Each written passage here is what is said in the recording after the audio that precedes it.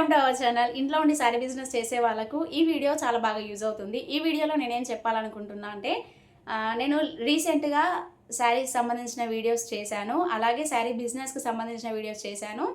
అందులో చాలామంది నన్ను అడిగిన క్వశ్చన్ ఏంటి అంటే కమెంట్స్లో లేదు, బట్ డైరెక్ట్గా మెసేజ్ చేస్తున్నారు చాలామంది. మీరు మీషోలో ఇంట్లో ఏ విధంగా సేల్ చేస్తారక్క అని చాలామంది అడుగుతున్నారు. సో వాళ్ళందరి కోసం ఈ వీడియో అనమాట. అలాగే శారీ బిజినెస్ ఇంట్లో చేస్తూ ఉండే వాళ్ళకి ఎలాంటి ప్రాబ్లమ్స్ వస్తాయి, అలా వాటిని ఎలా ఫేస్ చేయాలి అనేది ఈ వీడియోలో ఉంటుంది. మీరు చూడండి. మనం స్టాక్ ఇక్కడే తెచ్చుకోవాలి, ఎలా సేల్ చేయాలి, ఎంత మార్జిన్తో సేల్ చేస్తే ప్రాఫిట్ వస్తుంది, అలాగే మిగిలిన శారీస్ని ఎలా సేల్ చేయాలి, ఈ క్వశ్చన్ అయితే చాలామంది అడిగారు నన్ను. ఒకవేళ 8 శారీస్ తీసుకొచ్చుకుంటే 1 శారీ మిగిలిపోతుంది, స్టాక్ మొత్తంలో ఒక 2 శారీస్ మిగిలిపోతున్నాయి, వీటిని ఎలా సేల్ చేయాలో అర్థం కావట్లేదక్క, మీరు ఇన్ఫర్మేషన్ ఇవ్వండి అని చాలామంది అడుగుతున్నారు. సో వాళ్ళందరి కోసం ఈ video. Let's start the video. First time చూస్తున్న వాళ్ళు తప్పకుండా సబ్స్క్రైబ్ చేసుకోండి. ఒకవేళ ఈ వీడియో కనుక మీకు ఎలా అనిపించిందో మీ ఫీడ్బ్యాక్ని తెలియజేయండి. నాకు ఏమైనా తెలియలేదు, నేను ఇందులో ఏదైనా తప్పుగా మాట్లాడాను, లేదు ఇది కరెక్ట్ కాదు అని మీకు అనిపిస్తే కనుక కమెంట్లో తప్పకుండా తెలియజేయండి, నేను కూడా నేర్చుకుంటాను. Okay, let's start the video. ఏంటి అంటే శారీ బిజినెస్ మనం స్టార్ట్ చేసేటప్పుడు మనం చాలా సెర్చ్ చేస్తాం కదా. సెర్చ్ చేసినప్పుడు చాలామంది నేను 1 మంత్లోనే సక్సెస్ అయ్యాను, అంటే ఇట్లా షాప్ పెట్టగానే అట్లా డెవలప్ అయిపోయాను అని చాలామంది చెప్తారు. కానీ అవన్నీ వట్టి మాటలు. ఇట్లా స్టార్ట్ చేయగానే సక్సెస్ వచ్చింది అంటే అది 100% రాంగ్ అయి ఉంటుంది, అబద్ధం అయి ఉంటుంది. ఎందుకు అని అంటే ఇలా స్టార్ట్ చేయగానే ట్రస్ట్ అనేది చాలామంది చేయరు. ఇప్పుడు మనం ఇన్స్టాగ్రామ్లో, యూట్యూబ్లో చూసినట్లయితే ఒక 100K ఫాలోవర్స్ ఉన్న వాళ్ళని, లేదంటే వేరే ఇన్ఫ్లుయెన్స్ చేసి వాళ్ళ శారీస్ని ప్రమోట్ చేయించిన వాళ్ళని ఎక్కువ మంది ఉన్నారు. వాళ్ళే ఎక్కువ సక్సెస్ అవుతున్నారు. ఇన్ఫ్లుయెన్స్ చేసి వాళ్ళ పేజ్ని కానీ వాళ్ళ ఛానల్ కానీ ఇట్లా ప్రజలకు వెళ్ళేటట్లుగా చేస్తున్నారు. సో మీ అందరికీ తెలిసిందే. చాలామంది సీరియల్స్ వాళ్ళు కానీ చాలామంది శారీ బిజినెస్లోకి వచ్చేసారు.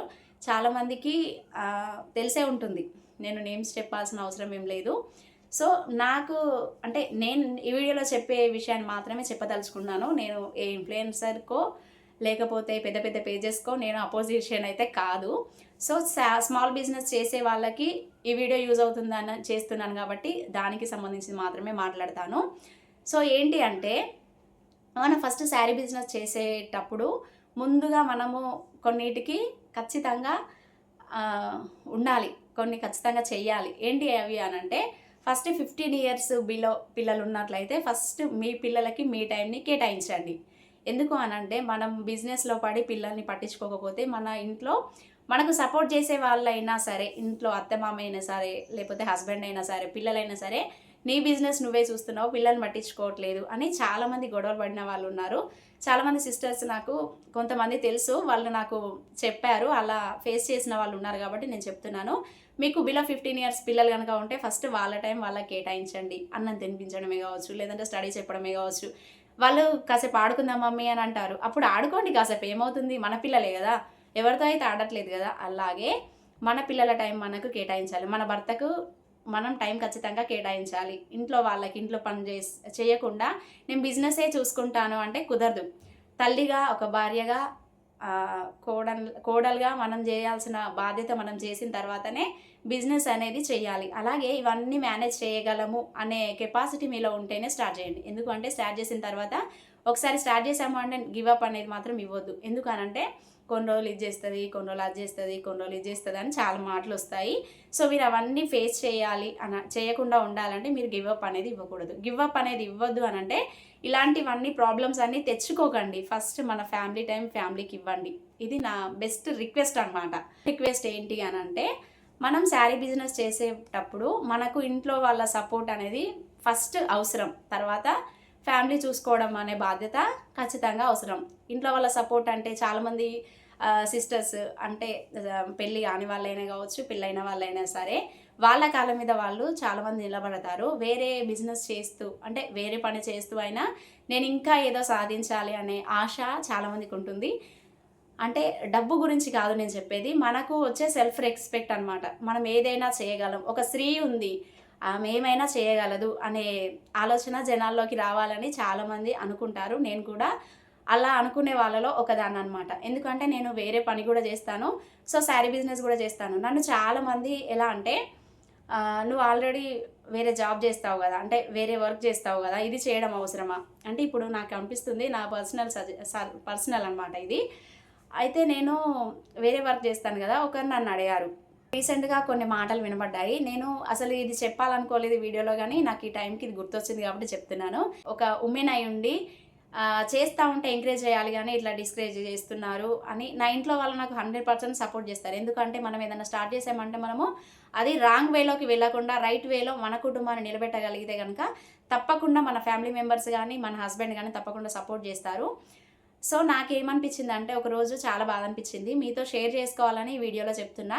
ఒక పెళ్ళికి వెళ్ళాము, అక్కడ చాలా వెరైటీస్ ఉన్నాయి. అవన్నిట్లో ఏదో ఒకటి టేస్ట్ చేసి, ఏదో ఒకటి కాకుండా కొంచెమైనా అన్నీ టేస్ట్ చేయాలని మనకు అనిపిస్తుంది, చేస్తాం కూడా.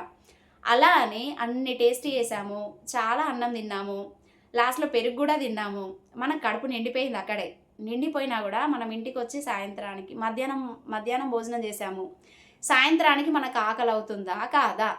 ఆకలి అవుతుంది కదా ఎవరికైనా. మళ్ళీ ఇంటికి వచ్చి వచ్చిన తర్వాత వండుకోవాల్సిందే ఎవరైనా సరే. మరి అంత పెద్ద పెళ్ళికి వెళ్ళి అన్ని వెరైటీస్ తిన్నప్పుడు మళ్ళీ ఇంటికి వచ్చేందుకు వండుకోవాలి? మనం అన్ని వెరైటీస్ తింటాం కదా. అలాగే మనం ఒక పని చేస్తున్నాం, మాకు బలం ఉంది, మనకు స్ట్రెంగ్త్ ఉంది, మనం చేయగలం, మనకు కాన్ఫిడెన్స్ ఉంది, మనకంత ధైర్యం ఉంది అని మనం అనుకున్నప్పుడు మనం చేస్తే చూసే వాళ్ళకు బాధ అనిపించినప్పుడు మనము ఎందుకు సైలెంట్గా ఉండాలి? వాళ్ళకి ఎంత బాధ అనిపిస్తుందో, వాళ్ళు ఎంత లోపల మండుతుందో వాళ్ళకి, దానికి డబుల్ చేయాలనిపిస్తుంది. కానీ నన్ను చాలా డిస్కరేజ్ చేసే వాళ్ళు ఉన్నారు. అయినా సరే నేను అసలు స్టెప్ వెనకడుగు వేయను. ఎందుకంటే నా బ్యాక్ బోన్ మా హస్బెండ్ నాకు చాలా బాగా సపోర్ట్ చేస్తారు. ఎవరెన్ని మాటలు అన్నా కూడా మనం తప్పు చేయనప్పుడు ఇంకొకరికి సంజాయిసి చెప్పాల్సిన అవసరం లేదని నన్ను చాలా మోటివేషన్ చేస్తాడనమాట. సో నాకు అది పెద్ద గిఫ్ట్ అని అనిపిస్తుంది. ఎందుకంటే మనకు సపోర్ట్ చేయడం వాళ్ళు సపోర్టు చేయకుండా ఉండేవాళ్ళు చాలామంది ఉంటారు, చాలామందికి కూడా ఉంటారు. సో నాకైతే హానెస్ట్గా చెప్పాలంటే నా బ్యాక్ బోను. ఇవన్నిటికీ చాలా బాగా ఫిక్స్ అయిపోయాము, చేస్తామని కాన్ఫిడెంట్గా ఉన్నాము. అట్లాంటప్పుడు మనం ఒక 2-3 లక్షలు పెట్టి చేయాలని మనం అనుకున్నాం అనుకోండి, అప్పుడు మీరు సూరత్కి వెళ్ళి తెచ్చుకోండి. లేదు నేను 50,000, 10,000, 5,000, 20,000 ఇలా పెట్టి చేయాలనుకుంటున్నప్పుడు మీరు హైదరాబాద్లో కానీ దగ్గరగా ఉన్న హోల్సేల్లో కానీ తీసుకొచ్చుకోండి. ఎందుకంటున్నాను అంటే, మనము లక్షలు పెట్టి అక్కడికి వెళ్తాము, సూరత్కి వెళ్తాము, 1,00,000, 2 లక్షలు తీసుకొని వెళ్తాము, మనకు ఖర్చులకే సరిపోతుంది. సరే ఖర్చులకు సరిపోతుంది అని అంటే మనం స్టార్ట్ చేసేటప్పుడు ఎలా ఉంటుందంటే, మనకు చాలా శారీస్ అంటే నా ఒపీనియన్ అంటే నేను పర్సనల్గా ఏదైతే ఫేస్ చేశానో అదే మీకు చెప్తున్నాను. సో మనకు శారీ బిజినెస్ స్టార్ట్ చేసేటప్పుడు మనము అందరిలాగానే ఆలోచిస్తాం, మనకు అంతగా ఏం తెలుసుండదు. అప్పుడు మనం ఏం చేస్తామంటే, ఇది బాగుంది, అది బాగుంది, ఇది బాగుందని చాలా శారీస్ తీసుకొచ్చుకుంటాం. అంటే మనకు అప్పుడు తెలియదు కాబట్టి చాలా శారీస్ తీసుకొచ్చుకుంటాం. ఏం తెచ్చుకుంటున్నామో మనకు కూడా అర్థం కాదు. అట్లాంటి శారీస్ 1,00,000లో తీసుకొచ్చామనుకోండి, ఈ రోజుల్లో చూసినట్లయితే చాలామంది ఏది ట్రెండింగ్లో ఉందో ఆ శారీనే ప్రిఫర్ చేస్తున్నారు. సో మీరు అది గమనించండి. మనం లక్షల్లో స్టాక్ తీసుకొచ్చుకున్నప్పుడు మన దగ్గర ఇంట్లో ఉండి శారీ బిజినెస్ చేసే వాళ్ళైతే మన సరౌండింగ్లో ఏ శారీస్ అయితే వియర్ చేస్తారో మీరు అది గమనించండి. ఒకవేళ పెద్దవాళ్ళు ఉంటే కాటన్ శారీస్ కానీ, గద్వాల్ శారీస్ కానీ, లేకపోతే డైలీ వేర్ శారీస్ కానీ అలా వియర్ చేస్తారు. మన దగ్గర ఉండే కస్టమర్స్ని బట్టి మీరు స్టాక్ తీసుకొచ్చుకోవడానికి ప్రయత్నం చేయండి. ఆన్లైన్లో సేల్ చేస్తున్నట్టయితే కనుక మీరు ఆన్లైన్లో సేల్ చేస్తున్నప్పుడు ఆన్లైన్లో ట్రెండింగ్లో నడుస్తున్న కలెక్షన్ ఏదైతే ఉంటుందో అది మీరు గమనించి తీసుకొచ్చుకోండి. ఓకేనా? ఇదైతే క్లియర్ కదా. ఆన్లైన్లో బిజినెస్ చేయాలంటే ట్రెండింగ్ కలెక్షన్స్ తెచ్చుకోవాలి. ఒకవేళ ఇంట్లో ఉండే చేయాలి అని అనుకుంటే మీరు ఇంటి దగ్గర సరౌండింగ్స్లో మీరు ఎవరికైతే సేల్ చేయాలనుకుంటున్నారో వాళ్ళని ఒకసారి పిలవడం కాదు, మీరు వాళ్ళందరినీ ఒకసారి ఆలోచించి ఒక బుక్లో రాసుకోండి. ఈ 50,000 తీసుకెళ్తే 5,000కి డైలీ వేర్ శారీస్, 5,000కి కాటన్ శారీస్, 5,000కి పట్టు శారీస్, 5,000కి డిజైనర్ శారీస్, ఇంకా 5,000కి పట్టు శారీస్, ఇంకా మిగతా ఇంకేం పెట్టచ్చు, పెట్ కోట్స్ పెట్టవచ్చు, లైనింగ్ క్లాత్స్ పెట్టవచ్చు, లైనింగ్స్ పెట్టవచ్చు, ఇంకా డ్రెస్సెస్ మీకు వీలైతే తేవచ్చు, అలాగే ఫాల్స్ కూడా తేవచ్చు. ఇవన్నీ ఒక 50,000లో మీరు దేనికి దానికి చూసుకొని తీసుకొచ్చుకోండి. కొన్ని తీసుకొచ్చుకోండి. నేను 50,000 తీసుకెళ్ళాను కదా, 50,000 నేను దీనికే పెట్టేస్తా, ఓన్లీ డైలీ వేర్ శారీసే తెస్తా, ఓన్లీ పట్టు శారీసే తెస్తా అంటే అస్సలు అవి పోవు.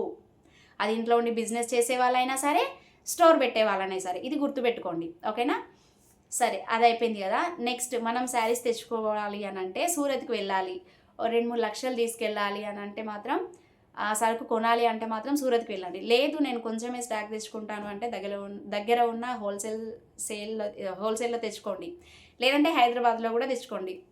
అయితే నన్ను చాలామంది సిస్టర్స్ ఏమని అడుగుతున్నారంటే, మీరు ఆన్లైన్లో శారీ బిజినెస్ చేస్తున్నారు కదా, మీరు ఎక్కడి నుంచి స్టాక్ తెస్తారు అని అడిగారు. అయితే నేనేం చేస్తాను అంటే ఒకటే దగ్గర తీసుకురాను. సూరత్‌లో తీసుకొస్తాను.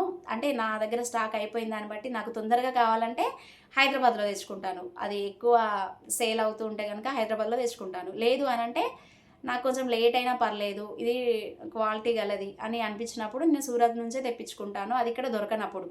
ఓకేనా? మీకు ఒకవేళ షాప్స్ కావాలి హైదరాబాద్‌వి అని అంటే నేను ప్రీవియస్‌గా వీడియో కూడా చేశాను. మీరు ఒకసారి చెక్అవుట్ చేసేయండి. తీసుకొచ్చుకున్న తర్వాత మనం ఒకవేళ ఇంట్లో ఉండి శారీ బిజినెస్ చేసేవాళ్ళమైతే చాలామంది ఏం చేస్తారు అంటే బేరం అడుగుతారు. బేరం అంటే తెలుసు కదండీ మీకు.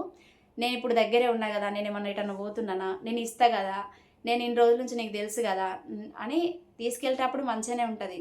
కానీ వాళ్ళు మనకు డబ్బులు రిటర్న్ చేసేటప్పుడు చాలా ప్రాబ్లం అవుతుందన్నమాట. సో మీరు బేరం చేసే వాళ్ళు ఏం చేయాలి అంటే ఖచ్చితంగా ఇంట్లో ఉండి సేల్ చేసే వాళ్ళకైతే 100% ఇవ్వాల్సిందే. ఎందుకు అనంటే ఇవ్వకపోతేనే బెటర్. కాకపోతే చాలామంది కూడా ఇవ్వకుండా డైరెక్ట్‌గా డబ్బులు ఇచ్చి అయితే ఎవరు తీసుకెళ్లరు. ఒక 10% మెంబర్స్ ఉంటారు 100%కి. సో మీరు అది గమనించండి. అట్లా ఇచ్చేటప్పుడు మీరు ఒక 500 శారీ ఉంది కదా, దానికి మీరు ఒకవేళ ఇప్పుడు ఇస్తే గనక ఇదే ప్రైస్‌కి ఇస్తాను, లేదంటే ఒక 100 ఎక్కువ అవుతుంది అనేసి చెప్పండి. చెప్పినప్పుడు మీరు ఒక బుక్‌లో నోట్ చేసుకోండి. మీరు వాళ్ళు తీసుకున్న డేట్ రాసుకోండి. వాళ్ళు ఏ రోజు ఇస్తా అన్న డేట్ రాసుకోండి. వాళ్ళ ఫోన్ నెంబర్ మస్ట్‌గా తీసుకోండి. వాళ్ళ ఇంటికి వెళ్ళకుండా యూజ్ అవుతుంది. ఓకే. ఒక 10 టైమ్స్ ఒకసారి ఫోన్ చేస్తే రాలేదు, ఒక 10 టైమ్స్ చేస్తే వస్తారు. ఓకే. మీరు అది చేయండి. ఓకేనా. మళ్ళీ దీనికి ఎంత మార్జిన్ వేసుకోవాలక్క అని చాలామంది అడుగుతున్నారు. సో మీకు ఒక 500 శారీ, నేను 500కే చెప్తాను. ఎందుకు అనంటే ఇంట్లో ఉండి శారీ బిజినెస్ చేసేవాళ్ళు ఒక లక్షలు తీసుకొచ్చే వాళ్ళంటే అది వేరే విషయం. స్టోర్ పెట్టిన వాళ్ళంటే అది వేరే విషయం. కానీ ఇంట్లో ఉండి శారీ బిజినెస్ చేసేవాళ్ళు దాదాపుగా 500 లోపు 1000 లోపు శారీసే మెయింటైన్ చేస్తారు. కాబట్టి నేను అదే ఎగ్జాంపుల్గా తీసుకొని చెప్తున్నాను. ఒక 500 శారీ ఉందనుకోండి, దానికి 100కి 20 వేసుకోండి. మ్యాక్సిమం టు మ్యాక్సిమం 100కి 20 వేసుకోండి. ఓకేనా. అంతకంటే ఎక్కువ వేసుకున్నారనుకోండి ఫస్ట్ టైం వస్తారు, నెక్స్ట్ టైము రాలేరనమాట. ఎందుకు అనంటే ఇప్పుడు ఆన్లైన్లో ప్రజెంట్ సిచ్యువేషన్లో చూసినట్లయితే ప్రతి శారీ కాస్ట్ కూడా ప్రతి ఒక్కరికి తెలిసే ఉంటుంది. సో వాళ్ళ దగ్గర ఎక్కువ ప్రైస్ ఉంటుంది అనేది చాలామందికి అర్థమవుతుందన్నమాట. సో మనం ఫస్టే అంత పెట్టుకోవద్దు. అందులో కూడా ఇంట్లో ఉండి బిజినెస్ చేసేవాళ్ళు పెట్టుకోవద్దు. ఓకేనా.